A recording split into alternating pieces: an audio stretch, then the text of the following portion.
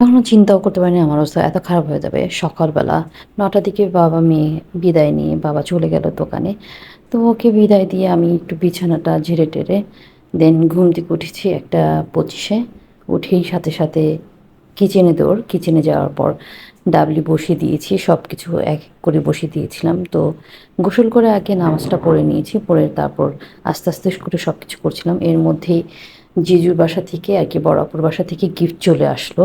জিজু প্রতি বছরই এরকম করে গিফট পাঠায় রমজানের সময়। তো এটা ফার্স্ট গিফট। আরেকটা গিফট ইনশাআল্লাহ খুব শীঘ্রই আসবে। তো জিজুর অফিসের যেই মগগুলো ছিল এই মগটা দিয়েছিল জানাবে পাপাকে। তারপর আরেকটা ওয়ালেট দিয়েছিল, ডায়েরি দিয়েছিল, কলম দিয়েছিল, সাথে স্পেশাল খেজুরের বক্স ছিল। বক্সটা খুবই সুন্দর। গত বছরও আমি আপনাদেরকে দেখিয়েছিলাম। আমার খুবই ভালো লাগে। এই বক্সটা খালি হয়ে যাওয়ার পর আপনি জুয়েলারি রাখতে পারবেন বা অনেক কিছু কাজে আসে। তো খেজুরগুলো এত সুন্দর আজওয়ান খেজুরগুলো এত মজাদার ছিল। একদম চার টাইপের বাট সবগুলো একদম চিনির মতো মিষ্টি। আপনি এটা খেলে আপনার কোনো কিছু এমন অনেক সময় হয় পায়েসের মধ্যে আপনি এই খাজুরগুলো ইউজ করতে পারবেন। তারপর শরবতের মধ্যে অনেক আইটেম করা যায় খেজুর দিয়ে। আর আমার নবী করিম সাল্লাল্লাহু আলাইহি ওয়াসাল্লামের খেজুর অনেক পছন্দের ছিলেন। আমাদের ঘরে সবসময় খেজুর রাখি, জানাবে পাপা অনেক পছন্দ করে। তো কিচেনে আসার পর মাংস গরম করে নিলাম। তারপর অলরেডি ঘুগনি হয়ে গিয়েছে, ঘুগনিটাও কমপ্লিট হয়ে গিয়েছে। তারপর আলু সিদ্ধ দিয়ে দিয়েছি আলুর চপের জন্য।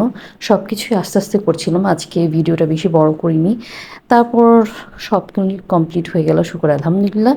ইফতারের সময় তো একদম হজবর লেগে গিয়েছে। সব কিচেনের অবস্থা খুব খারাপ ছিল। আর কি আজান দিয়ে দিবে এমন সময় সব কিছু কমপ্লিট করেছে আর কি দেরি হয়ে গেছে আজকে আপুর সাথে কথা বলতে গিয়ে। সব ঘুম থেকে উঠে আপু কল দিয়েছিল, নানান প্যাচাল শুরু করছে, সে রাখতেছিল না ফোন।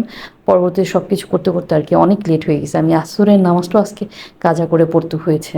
তো যাক শুকর আলহামদুলিল্লাহ অনেক আইটেম করেছি। জানাব পাপা অনেক কিছু বাইরে থেকে নিয়ে আসছিল। তো আজকে টিচারকেও ইনভাইট করেছিলাম। জায়নাবের টিচারটা যেহেতু এখন একা আছে, তার ফ্যামিলি থেকে এই ফার্স্ট টাইম নাকি দূরে আছে। তো ফ্যামিলি হিসেবে আমিও ওনাকে ইনভাইট করলাম। তো ইফতারির পর তো সবাই চলে যায়, কিন্তু আমার অবস্থা এত খারাপ মনে হচ্ছিল যে রুমা তোরা কে কালাকাটি কে দেখাইতে বলছে, কে বলছিল তোরা এত জবরদস্ত করে এরকম আয়োজন করতে। এখন সবাই তো খেয়ে টেয়ে চলে গেছে, এখন তোর 12টা বাজবে।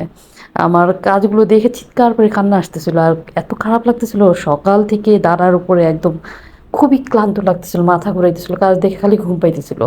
তো আমি নামাজ পড়ার পরও আমি একদম ফ্লোরে শুয়ে পড়েছি। এত খারাপ লাগতেছিল। কিছুক্ষণ কাজ দেখতেছিলাম আর সোফার মধ্যে ঘুমাইতেছিলাম। কাজ দেখতেছিলাম আর আমার চিৎকার করে কান্না আসতেছিল, বলতেছিল মনে হইতেছিল যে কাকে দিয়ে এই কাজগুলো করানো যায়। তো সবাই সবার মতো জায়নাব তো এই কাজ করবে না, কারণ বাচ্চা মানুষ তো কাজ করতে পারে না। আমার বারবার মাথা ঘুরাইতেছে আর এত পেইনফুল লাগতেছিল, পায়ের তলাগুলো এত ব্যথা।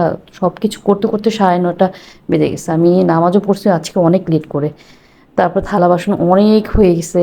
তারপর কিচেন ক্লিন করেছি। সব কিছু মিলিয়ে রাতের রান্নাটাও বসিয়ে দিয়েছিলাম। তো সব কিছু মিলিয়ে পায়ের তলা এত ব্যথা করতেছিল, এত পেইন করতেছিল, পাড়া দেওয়া যাচ্ছিল না, এত খারাপ লাগছিল। নামাজের সময় আমি নিজের পা